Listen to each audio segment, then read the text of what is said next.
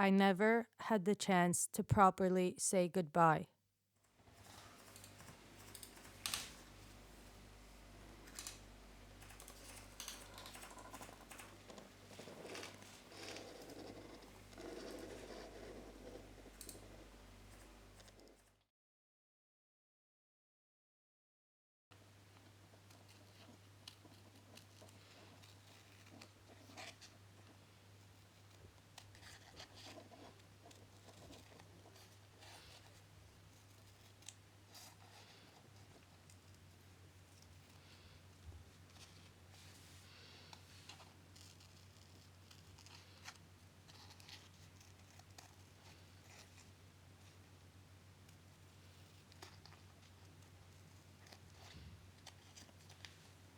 When he shall die, take him and cut him out in little stars, and he will make the face of heaven so fine that all the world will be in love with night and pay no worship to the garish sun.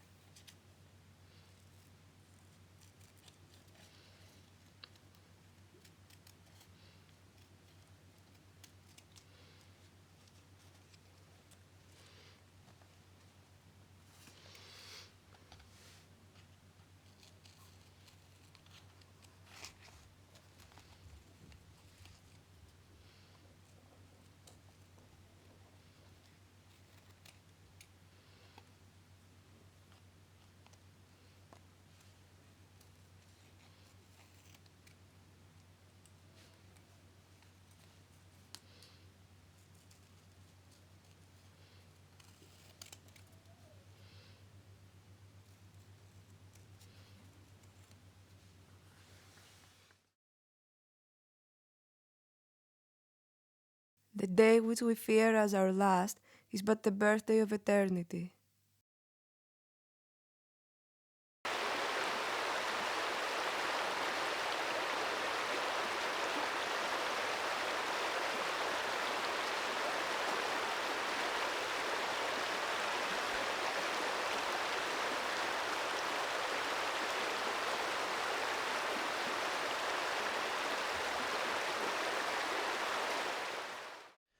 In the Islamic faith, death is the passing of a person from one domain to another, which is this temporary life into the time in which a person will be accounted for his or her deeds, and in which he will receive reward or punishment in the hereafter. Some important rituals which are observed, one of which is that the body of the person is washed completely and shrouded in simple white cloth.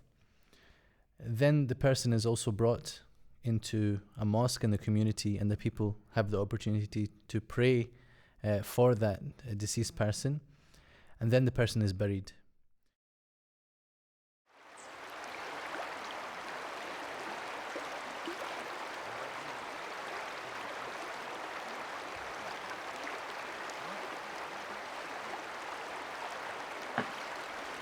Islam sees that a person has a physical reality and a spiritual reality, and even though there could be debate over the exact relationship between the two, what we do know is that at the point of death, the soul is separated from the body, but then the soul is also sent back to the body, and a person is questioned in the grave. Angels come and ask that person about how they lived their life and what they believed in, and what was their attitude towards the messengers who were sent to them, bringing them the message of truth.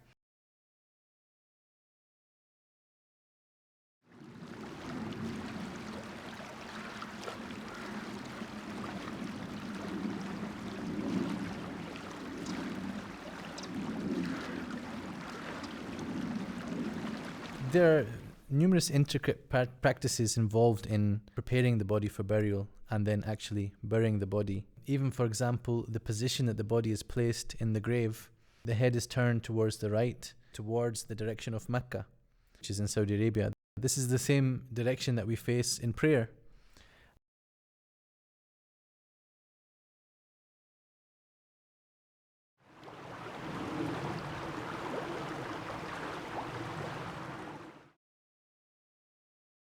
Reincarnation. Already have a death poem from the last time.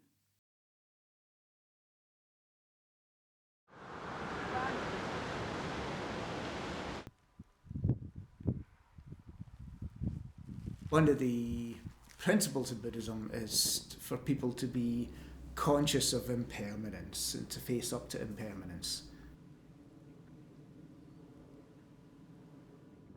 The sky is a symbol for awakening, for spiritual freedom. One other benefit in the sky burial is there's a token of generosity. Birds, in this case, it's probably vultures. They gain something.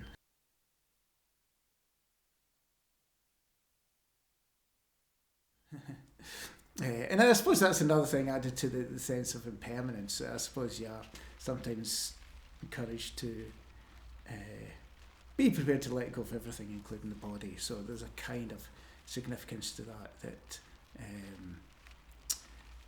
that someone or something is benefiting from that. Well, technically, Buddhists don't like to use the word soul.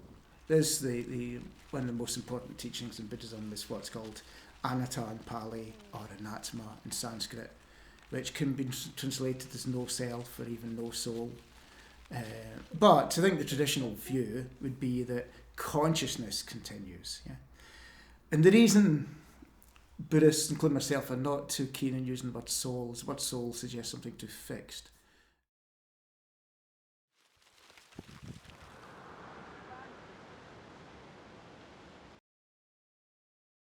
From my rotting body, flowers shall grow, and I am in them, and that is eternity. I don't think we go on, so to speak. I don't see how reincarnation can work, although it's a nice idea. I like the ancients' notion of metempsychosis, which is where the soul goes into the body of an animal or a tree, and this accounts for the custom of planting a tree when someone dies, an extra, a life for a life, so to speak. But basically, I suppose I really think that we exist in this particular space-time continuum. And the good news about that is we will always exist in this space-time continuum. So the past is there. It's a set of probabilities, and that is where we have our consciousness, our being.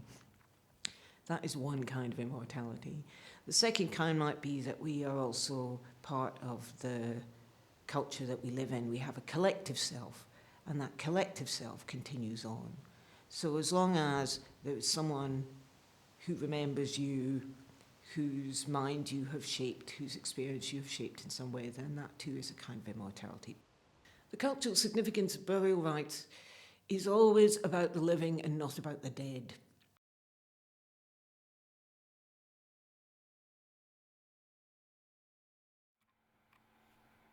Inhale, exhale, forward, back, living, dying. Arrows let flown each to each, meet midway and slice, the void in aimless flight.